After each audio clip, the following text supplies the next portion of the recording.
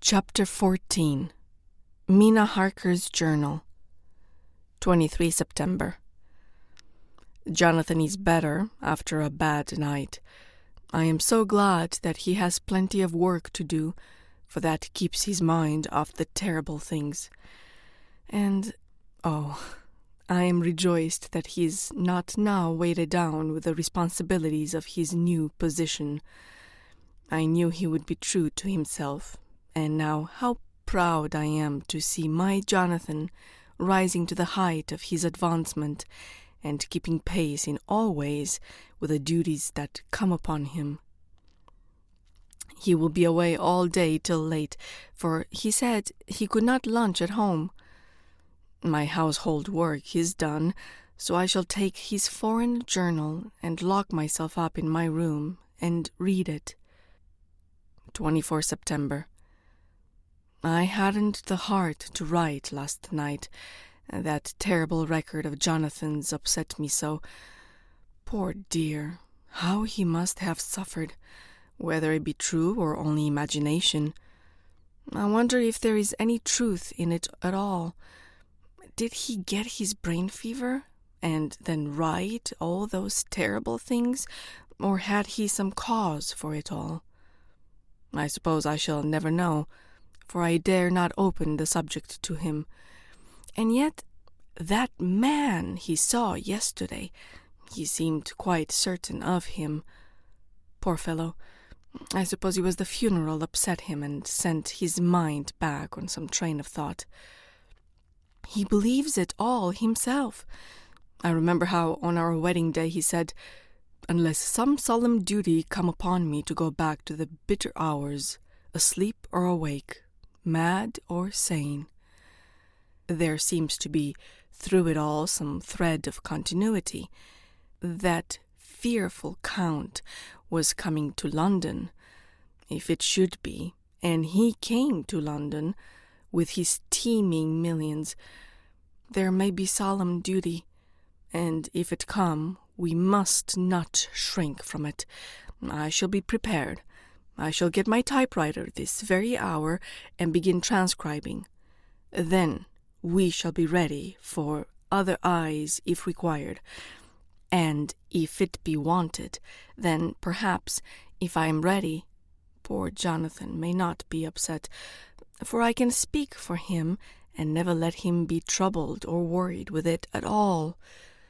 If ever Jonathan quite gets over the nervousness, he may want to tell me of it all, and I can ask him questions and find out things and see how I may comfort him. Letter Van Helsing to Mrs. Harker, 24 September. Confidence. Dear Madam, I pray you to pardon my writing in that I am so far friend of that I sent you sad news of Miss Lucy Westenra's death. By the kindness of Lord Godalming, I am empowered to read her letters and papers, for I am deeply concerned about certain matters vitally important. In them I find some letters for you, which show how great friends you were, and how you love her. Oh, Madam Mina, by that love I implore you, help me. It is for others' good that I ask, to redress great wrong, and to lift much and terrible troubles that may be more great than you can know. May it be that I see you? You can trust me. I am friend of Dr. John Seward and of Lord Godalming, that was Arthur, of Miss Lucy. I must keep it private for the present from all. I should come to Exeter to see you at once if you tell me I am privileged to come, and where and when. I implore your pardon, madam. I have read your letters to poor Lucy, and know how good you are, and how your husband suffer. So I pray you, if it may be, enlighten him not, lest it may harm. Again, your pardon, and forgive me. Van Helsing. Telegram, Mrs. Harker to Van Helsing. 25 September. Come today by 10:15 train, if you can catch it. Can see you anytime you call. Wilhelmina Harker. Mina Harker's Journal, 25 September. I cannot help feeling terribly excited as the time draws near for the visit of Dr. Van Helsing, for somehow I expect that he will throw some light upon Jonathan's sad experience. And as he attended poor dear Lucy in her last illness, he can tell me all about her. Oh, that is the reason of his coming. It is concerning Lucy and her sleepwalking, and not about Jonathan. Then I shall never know the real truth now. How silly I am. That awful journal gets hold of my imagination and tinges everything with something of its own color.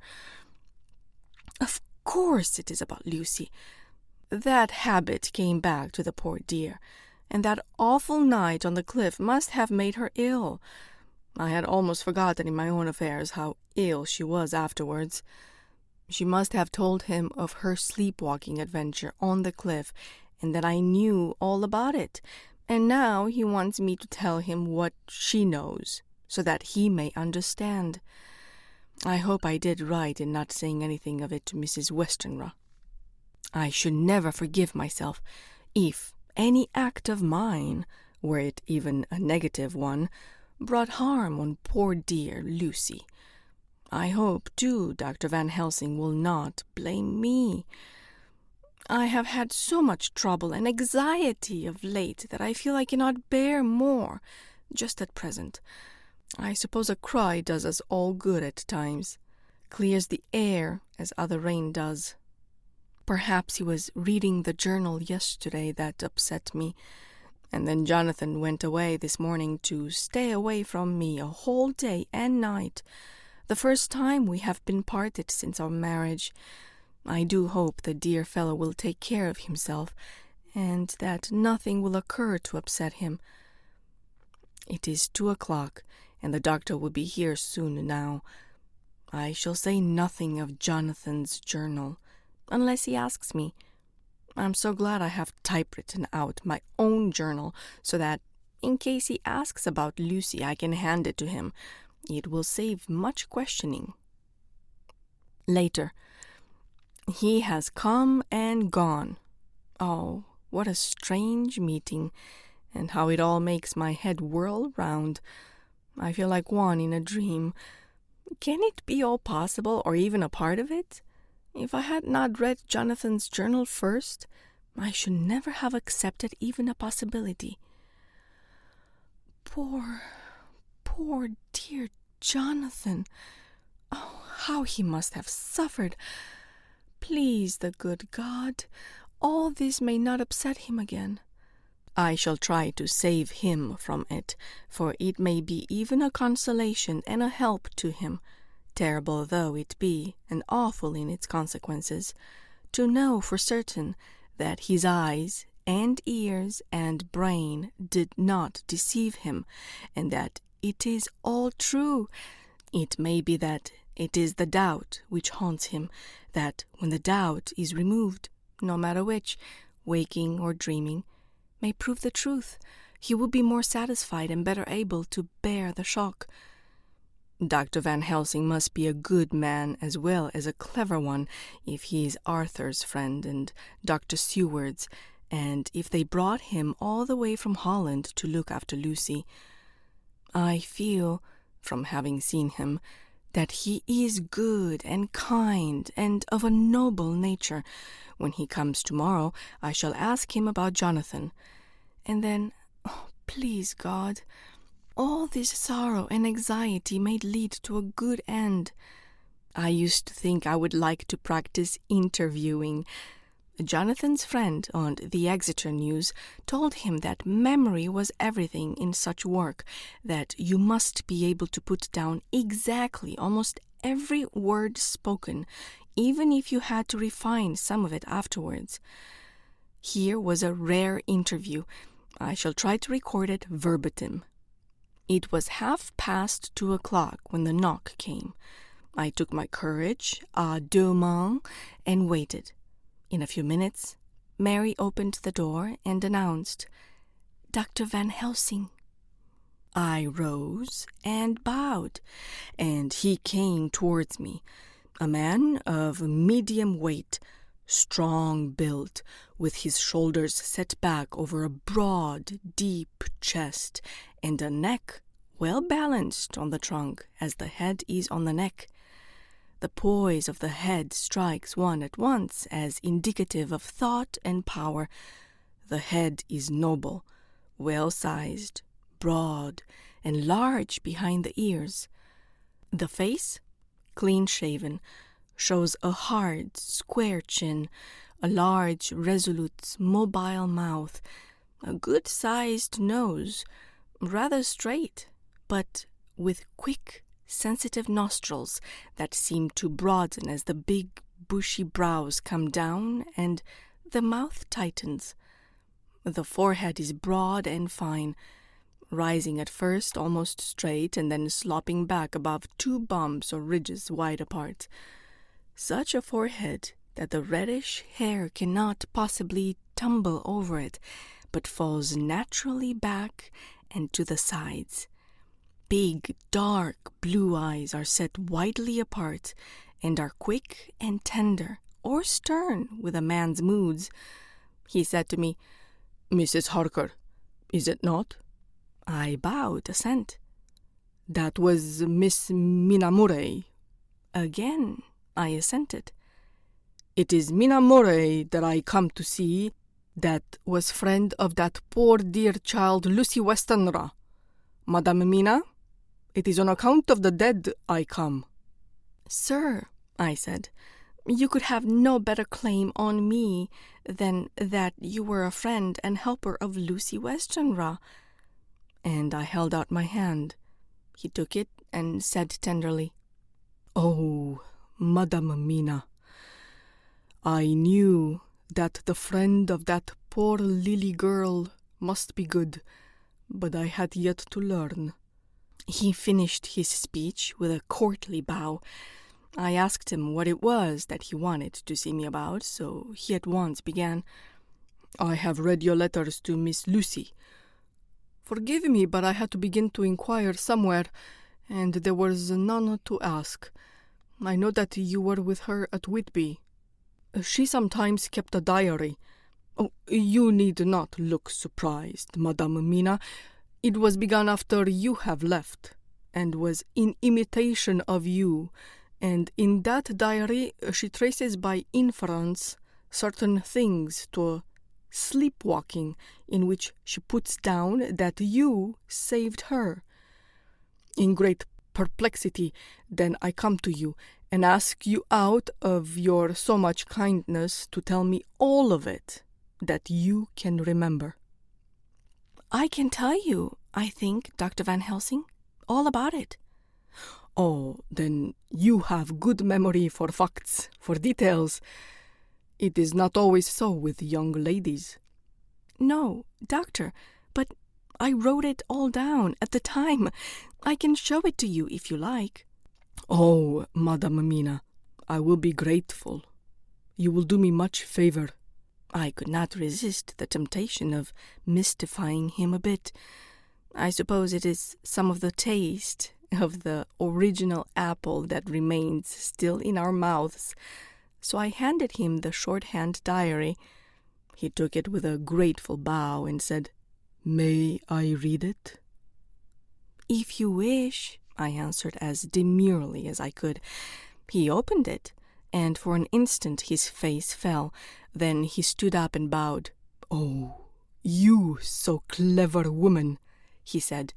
"I knew long that Mr. Jonathan was a man of much thankfulness, but see his wife have all the good things. And will you not so much honor me, and so help me as to read it for me? Alas, I know not the shorthand." By this time my little joke was over, and I was almost ashamed. So I took the typewritten copy from my work-basket and handed it to him. "Forgive me," I said. "I could not help it, but I had been thinking that it was of dear Lucy that you wished to ask, and so that you might not have time to wait. Not on my account, but because I know your time must be precious. I have written it out on the typewriter for you." He took it, and his eyes glistened. "You are so good," he said. "And may I read it now? I may want to ask you some things when I have read." "By all means," I said. "Read it over whilst I order lunch, and then you can ask me questions whilst we eat." He bowed and settled himself in a chair with his back to the light, and became absorbed in the papers, whilst I went to see after lunch, chiefly in order that he might not be disturbed. When I came back, I found him walking hurriedly up and down the room, his face all ablaze with excitement. He rushed up to me and took me by both hands. "Oh, Madame Mina," he said, "how can I say what I owe to you? This paper is as sunshine. It opens the gate to me. I am dazed. I am dazzled with so much light, and yet clouds roll in behind the light every time, but that you cannot comprehend. Oh, but I am grateful to you. You, so clever woman, madame." He said this very solemnly. "If ever Abraham Van Helsing can do anything for you or yours, I trust you will let me know. It will be pleasure and delight if I may serve you as a friend." As a friend. But all I have ever learned, all I can ever do, shall be for you and those you love. There are darknesses in life, and there are lights. You are one of the lights. You will have happy life and good life, and your husband will be blessed in you." "But, doctor, you praise me too much, and you do not know me." "Not know you? I, who am old, and who have studied all my life men and women. I, who have made my specialty the brain, and all that belongs to him, and all that follow from him. And I have read your diary that you have so goodly written for me, and which breathes out truth in every line. I, who have read your so sweet letter to poor Lucy of your marriage, and your trust, not know you. Oh, Madame Mina, good women tell all their lives, and by day, and by hour, and by minute, such things that angels can read, and we men who wish to know have in us something of angel eyes. Your husband is noble nature, and you are noble too, for you trust, and trust cannot be where there is mean nature. And your husband, tell me of him. Is he quite well? Is all that fever gone, and is he strong and hearty?" I saw here an opening to ask him about Jonathan, so I said, "He was almost recovered, but he has been greatly upset by Mr. Hawkins's death." He interrupted. "Oh, yes, I know. I have read your last 2 letters." I went on. "I suppose this upset him, for when we were in town on Thursday last, he had a sort of shock." "Oh, shock, and after brain fever, so soon. That was not good." "What kind of a shock was it?" "He thought he saw someone who recalled something terrible, something which led to his brain fever, and here the whole thing seemed to overwhelm me in a rush. The pity for Jonathan, the horror which he experienced, the whole fearful mystery of his diary, and the fear that has been brooding over me ever since, all came in a tumult. I suppose I was hysterical, for I threw myself on the knees and held up my hands to him, and implored him to make my husband well again. He took my hands and raised me up and made me sit on the sofa, and sat by me. He held my hand in his and said to me with, such infinite sweetness, "My life is a barren and lonely one, and so full of work that I have not had much time for friendships. But since I have been summoned to here by my friend John Seward, I have known so many good people and seen such nobility that I feel more than ever, and it has grown with my advancing years, the loneliness of my life. Believe me, then, that I come here full of respect for you, and you have given me hope. Hope, not in what I am seeking of, but that there are good women still left to make life happy, good women whose lives and whose truths may make good lessons for the children that are to be. I am glad that I may here be of some use to you, for if your husband suffer, he suffer within the range of my study and experience. I promise you that I will gladly do all for him that I can, all to make his life strong and manly and your life a happy one. Now you must eat. You are overwrought and perhaps over-anxious. Husband Jonathan would not like to see you so pale. What he like not, what he love, is not to his good. Therefore, for his sake, you must eat and smile. You have told me all about Lucy, and so now we shall not speak of it, lest it distress. I shall stay in Exeter tonight, for I want to think much over what you have told me. And when I have thought, I will ask you questions, if I may. And then, too, you will tell me of husband Jonathan's trouble so far as you can, but not yet. You must eat now. Afterwards, you shall tell me all. After lunch, we went back to the drawing-room. He said to me, "And now, tell me all about him." When it came to speaking to this great, learned man, I began to fear that he would think me a weak fool, and Jonathan a madman. That journal is so strange, and I hesitated to go on. But he was so sweet and kind, and he had promised to help, and I trusted him. So I said, "Dr. Van Helsing, what I have to tell you is so queer that you must not laugh at me or at my husband.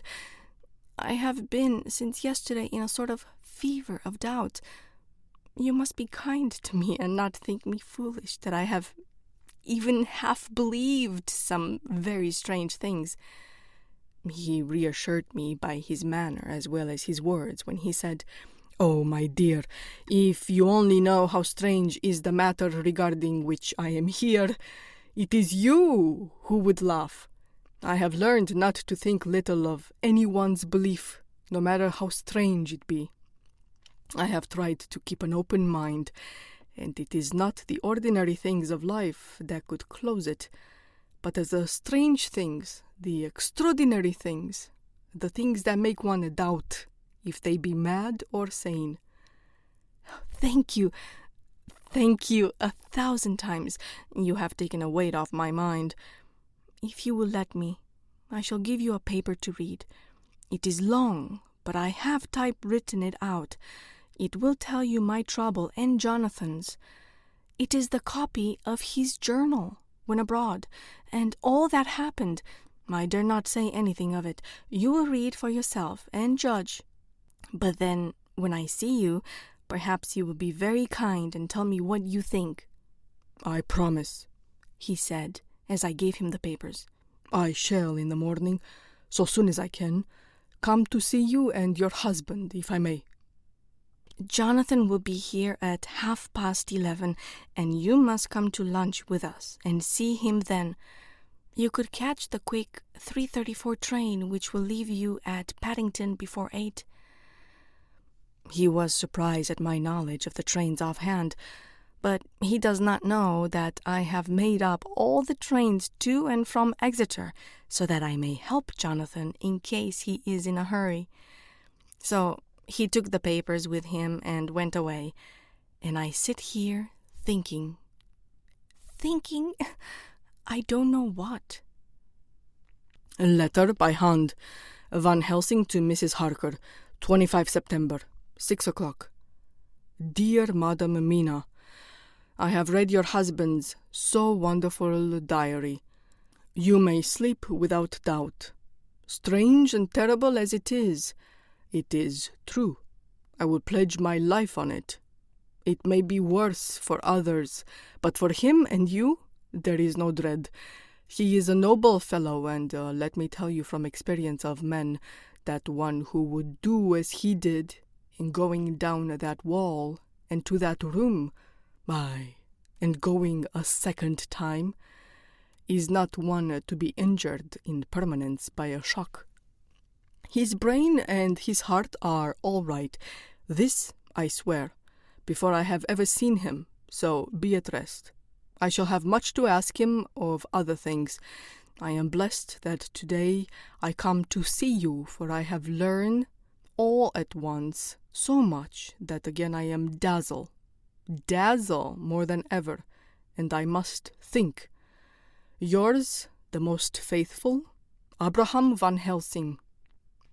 Letter, Mrs. Harker to Van Helsing, 25 September, 6:30 p.m.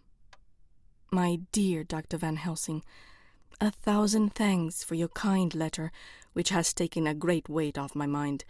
And yet, if it be true, what terrible things there are in the world, and what an awful thing if that man, that monster, be really in London. I fear to think. I have this moment, whilst writing, had a wire from Jonathan, saying that he leaves by the 6:25 tonight from Launceston, and will be here at 10:18, so that I shall have no fear tonight. Will you, therefore, instead of lunching with us, please come to breakfast at 8 o'clock, if this be not too early for you? You can get away, if you are in a hurry, by the 10:30 train, which will bring you to Paddington by 2:35. Do not answer this, as I shall take it that, if I do not hear, you will come to breakfast. Believe me, your faithful and grateful friend, Mina Harker. Jonathan Harker's Journal, 26 September. I thought never to write in this diary again, but the time has come. When I got home last night, Mina had supper ready, and when we had supped, she told me of Van Helsing's visit, and of her having given him the 2 diaries copied out, and of how anxious she has been about me. She showed me, in the doctor's letter, that all I wrote down was true. It seems to have made a new man of me. It was the doubt as to the reality of the whole thing that knocked me over. I felt impotent, and in the dark, and distrustful. But now that I know, I am not afraid, even of the Count.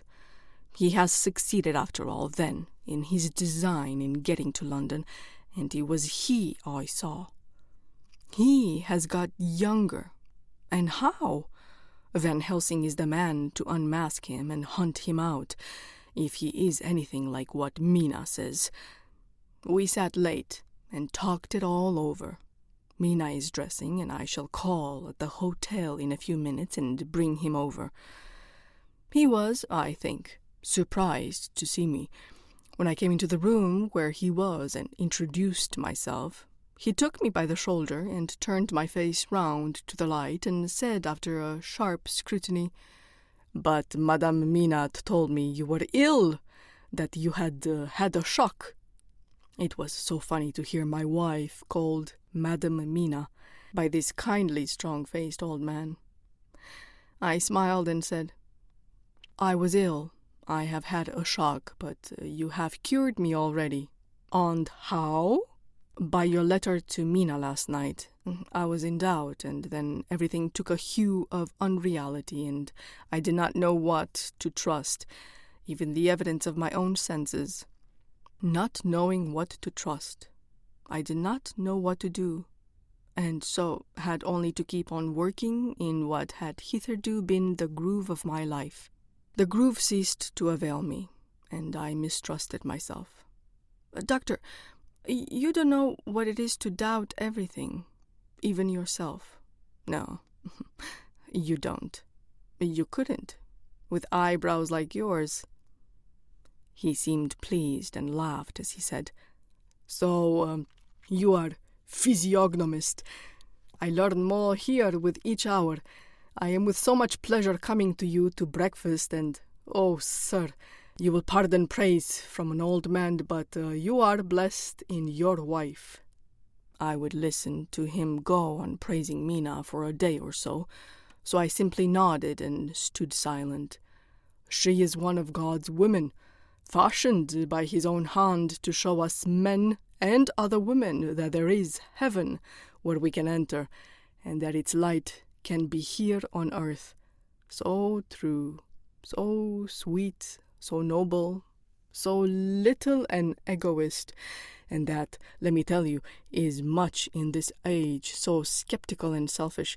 And you, sir, I have read all the letters to poor Miss Lucy, and some of them speak of you. So I know you since some days from the knowing of others. But I have seen your true self since last night. You will give me your hand, will you not? And let us be friends for all our lives." We shook hands, and he was so earnest and so kind that it made me quite choky. "And now," he said, "may I ask you for some more help? I have a great task to you, and at the beginning it is to know. You can help me here. Can you tell me what went before your going to Transylvania? Later on I may ask more help and of a different kind, but at first this will do." "Look here, sir," I said. "Does what you have to do concern the Count?" "It does," he said solemnly. "Then I am with you, heart and soul. As you go by the 10:30 train, you will not have time to read them, but I shall get a bundle of papers. You can take them with you and read them in the train." After breakfast, I saw him to the station. When we were parting, he said, "Perhaps you will come to town if I send to you, and take Madame Mina too." "We shall both come when you will," I said. I had got him the morning papers and the London papers of the previous night, and while we were talking at the carriage window, waiting for the train to start, he was turning them over. His eyes suddenly seemed to catch something in one of them. The Westminster Gazette. I knew it by the color, and he quite grew white. He read something intently, groaning to himself. "Mein Gott! Mein Gott! So soon! So soon!" I do not think he remembered me at the moment. Just then the whistle blew, and the train moved off. This recalled him to himself, and he leaned out of the window and waved his hand, calling out, "Love to Madame Mina! I shall write so soon as ever I can." Dr. Seward's Diary, 26th September. Truly, there is no such thing as finality. Not a week since I said fini, and yet here I am starting fresh again, or rather going on with the same record.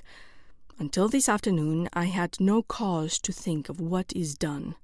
Renfield had become, to all intents, as sane as he ever was. He was already well ahead with his fly business, and he had just started in the spider line also, so he had not been of any trouble to me. I had a letter from Arthur, written on Sunday, and from it I gathered that he's bearing up wonderfully well. Quincy Morris is with him, and that is much of a help, for he himself is a bubbling well of good spirits. Quincy wrote me a line too, and from him I hear that Arthur is beginning to recover something of his old buoyancy. So as to them all my mind is at rest. As for myself, I was settling down to my work with the enthusiasm which I used to have for it, so that I might fairly have said that the wound which poor Lucy left on me was becoming cicatrised. Everything is, however, now reopened, and what is to be the end, God only knows.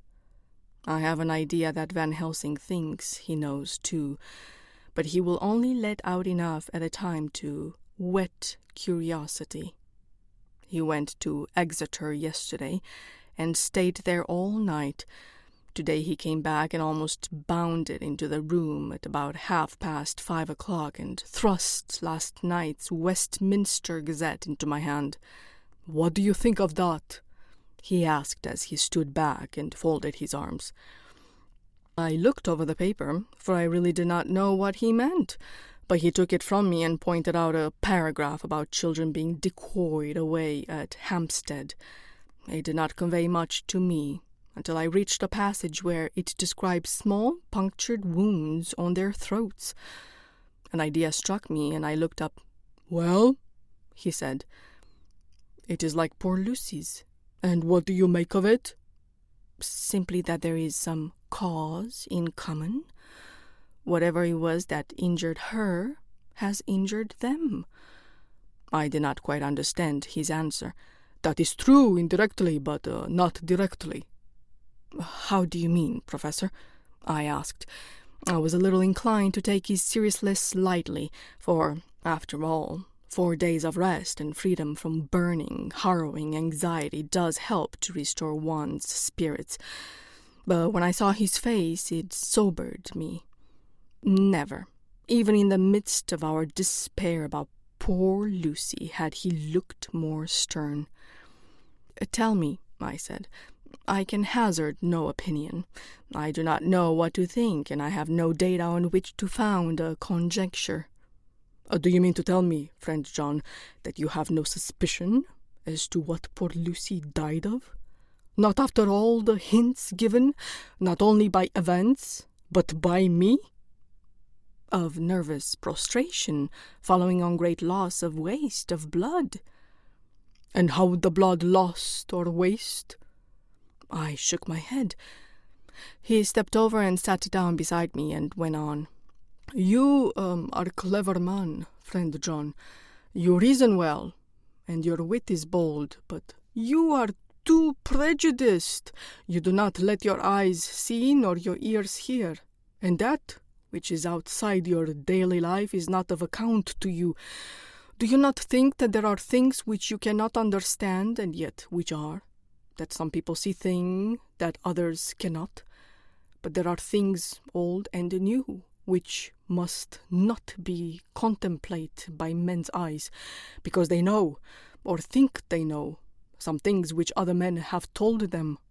Oh, it is the fault of our science that it wants to explain all, and if it explain not, then it says there is nothing to explain. But yet we see around us every day the growth of new beliefs, which think themselves new, and which are yet but the old, which pretend to be young, like the fine ladies at the opera. I suppose now you do not believe in corporeal transference? No? Nor in materialization? No? Nor in astral bodies? No? Nor in the reading of thought? No! Nor in hypnotism? Yes, I said. Charcot has proved that pretty well. He smiled as he went on. Then you are satisfied as to it, yes? And of course then you understand how it acts, and can follow the mind of the great Charcot. Alas, that he is no more, into the very soul of the patient that he influenced, no? Then, friend John, am I to take it that you simply accept fact, and are satisfied to let from premise to conclusion be a blank? No? Then tell me, for I am a student of the brain, how you accept the hypnotism and reject the thought reading. Let me tell you, my friend, that there are things done today in electrical science which would have been deemed unholy by the very men who discovered electricity, who would themselves not so long before have been burned as wizards. There are always mysteries in life. Why was it that Methuselah lived 900 years and old Parr 169, and yet that poor Lucy with 4 men's blood in her poor veins could not live even 1 day? For had she lived 1 more day, we could have saved her. Do you know all the mystery of life and death? Do you know the altogether of comparative anatomy, and can say wherefore the qualities of brutes are in some men and not in others? Can you tell me why, when other spiders die small and soon, that one great spider lived for centuries in the tower of the old Spanish church and grew till, on descending, he could drink the oil of all the church lamps? Can you tell me why in the Pampas, and elsewhere, there are bats that come at night and open the veins of cattle and horses and suck dry their veins? How in some islands of the western seas there are bats which hung on the trees all day, and those who have seen describe as like giant nuts or pods, and that when the sailors sleep on the deck, because that it is hot, flit down on them, and then in the morning are found dead men, white as even Miss Lucy was. Good God, Professor, I said, starting up. Do you mean to tell me that Lucy was bitten by such a bat? And that such a thing is here in London in the 19th century? He waved his hand for silence and went on. Can you tell me why the tortoise lives more long than generations of men? Why the elephant goes on till he have been dynasties? And why the parrot never die only of bite of cat or dog or other complaint? Can you tell me why men believe in all ages and places that there are some few who live on always, if they be permit, that there are men and women who cannot die? We all know, because science has vouched for the fact, that there have been toads shut up in rocks for thousands of years, shut in one so small hole that only hold him since the youth of the world. Can you tell me how the Indian fakir can make himself to die, and have been buried, and his grave sealed and corn sowed on it, and the corn reaped, and be cut and sown, and reaped, and cut again, and then men come and take the unbroken seal, and that there lie the Indian fakir, not dead, but that rise up and walk amongst them as before? Here I interrupted him. I was getting bewildered. He so crowded on my mind his list of nature's eccentricities and possible possibilities that my imagination was getting fired. I had a dim idea that he was teaching me some lesson, as long ago he used to do in his study at Amsterdam. But he used then to tell me the thing, so that I could have the object of thought in mind all the time. But now I was without this help, and yet I wanted to follow him, so I said, Professor, let me be your pet student again. Tell me the thesis so that I may apply your knowledge as you go on. At present I am going in my mind, from point to point, as a madman, and not a sane one follows an idea. I feel like a novice lumbering through a bog in a mist, jumping from one tussock to another in the mere blind effort to move on without knowing where I am going. That is good image, he said. Well, I shall tell you. My thesis is this.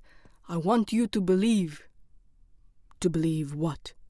To believe in things that you cannot. Let me illustrate. I heard once of an American who so defined faith, that faculty which enables us to believe things which we know to be untrue. For once I followed that man. He meant that we shall have an open mind and not let a little bit of truth check the rush of a big truth, like a small rock does a railway truck. We get the small truth first. Good. We keep him, and we value him. But all the same, we must not let him think himself all the truth in the universe. Then, you want me not to let some previous conviction injure the receptivity of my mind with regard to some strange matter. Do I read your lesson all right? Ah, you are my favorite pupil still. It is worth to teach you. Now that you are willing to understand, you have taken the first step to understand. You think then Those so small holes in the children's throats were made by the same that made the hole in Miss Lucy? I suppose so. He stood up and said solemnly, Then you are wrong. Oh, would it were so. But alas, no, it is worse. Far, far worse. In God's name, Professor Van Helsing, what do you mean? I cried. He threw himself with a despairing gesture into a chair and placed his elbows on the table, covering his face with his hands as he spoke. They were made by Miss Lucy.